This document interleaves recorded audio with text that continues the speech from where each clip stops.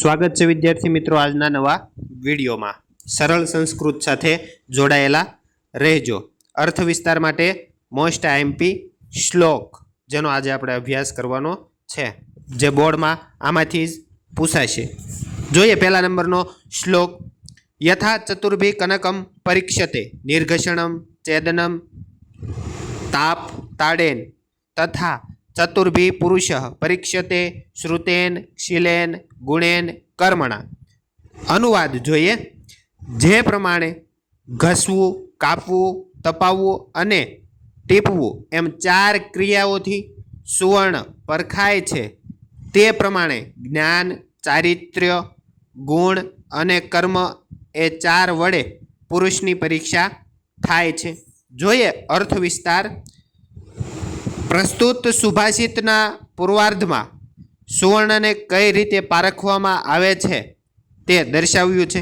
સોની સુવર્ણને ઘસીને તે કેટલા ટચનું છે એ જાણે છે, પછી કાપકૂપ કરીને તેને અગ્નિમાં તપાવીને તેને યોગ્ય રીતે ટીપીને તેની પરીક્ષા કરે છે। શ્લોકના ઉત્તરાર્ધમાં સુવર્ણની માફક જ માણસની પરીક્ષા જ્ઞાન, ચારિત્ર્ય, ગુણ અને કર્મ એ 4 બાબતોથી કરી શકાય છે એમ જણાવ્યું છે। કોઈ પણ મનુષ્યની કિંમત તેની ધન સંપત્તિ કે સત્તા વડે નહીં, પરંતુ તેના ગુણોથી પરખાય છે। તેનામાં રહેલા શીલ, સદ્ગુણ અને જ્ઞાનથી તે લોકોમાં પૂજનીય અને આદરપાત્ર બને છે। આમ સાચા મનુષ્યની કસોટી આ 4 સદ્ગુણો વડે થાય છે। સુવર્ણની માફક 4 પ્રકારે પરખાયેલો વ્યક્તિ જ જીવનમાં ઉન્નતિના ઉચ્ચ શિખરો સર કરી શકે છે અને જન સમુદાયમાં, સમાજમાં અત્યંત માનભર્યું સ્થાન પ્રાપ્ત કરી શકે છે। તો મિત્રો આવી રીતે અર્થ વિસ્તાર લખશો તો એક પણ પ્રકારનો તમારો માર્ક છે એ કપાશે નહીં। ખાસ એવા અગત્યના જેટલા પણ શબ્દો છે એ શબ્દોને નીચે પેન્સિલથી અંડરલાઇન કરી નાખશો અને સારા અક્ષર કાઢી અને તમે લખશો તો તમારો એક પણ માર્ક છે એ કપાશે નહીં। અનુવાદ છે એ શ્લોકનું સ્પષ્ટ હોવું જોઈએ। જો અર્થ વિસ્તાર માટે આપેલો તમારો શ્લોક છે એનું અનુવાદ છે એ સ્પષ્ટ નહીં હોય તો તમારો શ્લોક છે એ અનુવાદની દૃષ્ટિએ ખોટો પડશે અને તમારો અર્થ વિસ્તાર કરેલો છે એમાંથી તમારા માર્ક કપાવવાની સંભાવના રહેશે। બીજા નંબરનો શ્લોક છે એ જોઈએ। સેવિત્યો મહાવૃક્ષ ફલ છાયા સમન્વિત યદિ દેવાત ફલમ નાસ્તિ છાયા કેન નિવાર્યતે। અનુવાદ જોઈએ। ફળ અને છાયાવાળા વિશાળ વૃક્ષનું સેવન કરવું જોઈએ। જો ભાગ્ય જોગે ફળ ન હોય તો છાયાને કોણ અટકાવી શકે છે? અર્થ વિસ્તાર જોઈએ। ફળો અને છાયાવાળા વિશાળ ઘટાદાર વૃક્ષનું સેવન કરવાથી તેના મધુર ફળોનો અને તેની છાયાનો લાભ મળે છે। જો તે વૃક્ષમાં ફળો ન આવતા હોય તો પણ છાયા તો હોય જ છે। તે છાયામાં વિસામો લઈને શાંતિ મેળવી શકાય છે। આમ મહાવૃક્ષની વાત કરીને કવિ મહાવૃક્ષ જેવા સમૃદ્ધ મહાપુરુષનું શરણ લેવાનું કહે છે। એવા મહાપુરુષોના આશ્રય લેવાથી જરૂર લાભ થાય છે।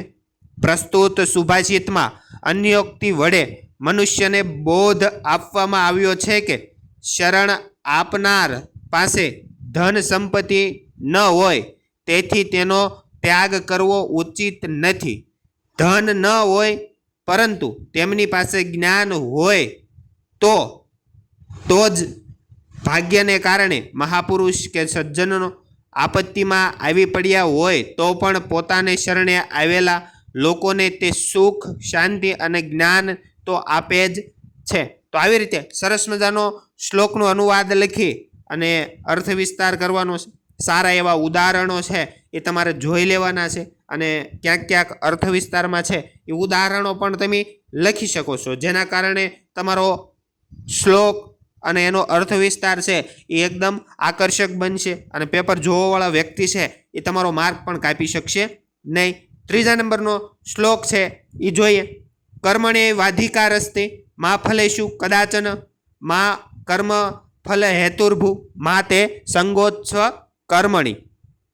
અનુવાદ: કર્મ કરવામાં જ તારો અધિકાર છે, ફળની બાબતમાં ક્યારેય નહીં. તું કર્મના ફળની ઈચ્છાવાળો થઈશ નહીં. કર્મ ન કરવામાં પણ તારી આસક્તિ ન થાવો. વિદ્યાર્થી મિત્રો, મોસ્ટ આઈએમપી શ્લોક છે અર્થ વિસ્તાર માટે. પૂછાશે ને પૂછાશે જ. અર્થ વિસ્તાર જોઈએ. પ્રસ્તુત શ્લોકમાં શ્રી કૃષ્ણ અર્જુનને કહે છે કે તારે સદૈવ કર્મ કરતા રહેવું જોઈએ. આ કર્મથી મને શું મળશે એનો તારે જરા પણ વિચાર કરવાનો નથી. કર્મના ફળનો જો તું વિચાર કરીશ તો તે મર્યાદિત યા સીમિત થઈ જશે.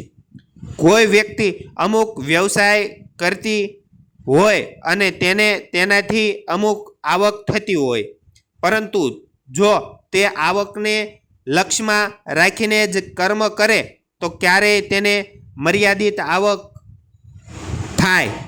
તેનો માલિક તેને ફક્ત લોભવશ કામ કરનાર કર્મચારી ગણી લે. ભારતીય સંસ્કૃતિમાં કર્મનો સિદ્ધાંત મુખ્ય છે. કર્મ જ મહાન છે. વ્યક્તિના સાચા ખોટા કર્મોને આધારે જ તેનું આ લોકનું કે પરલોકનું જીવન નિર્માણ થાય છે. ગીતા કર્મફળનો મોહ ન રાખતા સ્વાર્થ ત્યજીને નિષ્કામ ભાવે કર્મ કરવાની પ્રેરણા આપે છે. ફળની અપેક્ષાથી જે કર્મો કરવામાં આવે છે તે કુકર્મ ફળ જીવોને બંધનમાં બાંધે છે. પરિણામે આવા જીવોની મુક્તિ મળતી નથી. મનુષ્યના કર્મો પ્રમાણે જ તેને તેનું ફળ તો પ્રાપ્ત થવાનું જ છે. તેથી કર્મફળની લાલચથી રહિત થઈને કર્તવ્ય બુદ્ધિથી કર્મો આચરવા જોઈએ. નિષ્કામ ભાવે કર્મ કરતા રહેવામાં જ કલ્યાણ છે, તેના ફળની આશામાં નહીં. આમ કર્મનો સિદ્ધાંત એટલે અટલ છે. કર્મની ગતિ ન્યારી છે.